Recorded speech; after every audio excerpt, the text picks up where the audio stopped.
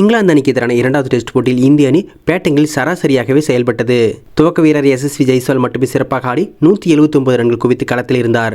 மற்ற பேட்ஸ்மேன்கள் ஒருவர் கூட 35 ரன்களை தாண்டவில்லை.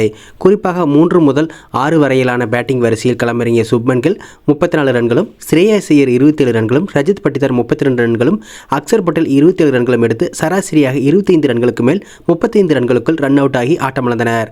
இந்த நிலையில் ஒரு டெஸ்ட் இன்னிங்ஸில் பேட்டிங் வரிசையில் 3, 4, 5 மற்றும் 6ஆம் வரிசையில் களமிறங்கிய பேட்ஸ்மேன்கள் சராசரியாக 25 ரன்கள் முதல் 35 ரன்களுக்குள் ஆட்டமிழந்தது இதுவே முதல் முறையாகும். டெஸ்ட் கிரிக்கெட் துவங்கி 100 ஆண்டுகளுக்கு மேல் ஆகும் நிலையில் எந்த ஒரு சர்வதேச டெஸ்ட் போட்டியிலும் இப்படி விசித்திரமான முறையில் சராசரி ரன்களை எடுத்து பேட்ஸ்மேன்கள் ஆட்டமிழந்ததே இல்லை. இந்திய மிடில் ஆர்டர் பேட்ஸ்மேன்கள் 20 ரன்களை கூட தாண்டாமல் ஆட்டமிழந்ததை நினைத்து மகிழ்வதா அல்லது 35 ரன்களை கூட தாண்டவில்லை என நினைத்து வருந்துவதா என்ற குழப்ப நிலைக்கு ரசிகர்களை தள்ளியிருக்கிறது தற்போதைய அனுபவம் இல்லாத இந்திய பேட்டிங் வரிசை.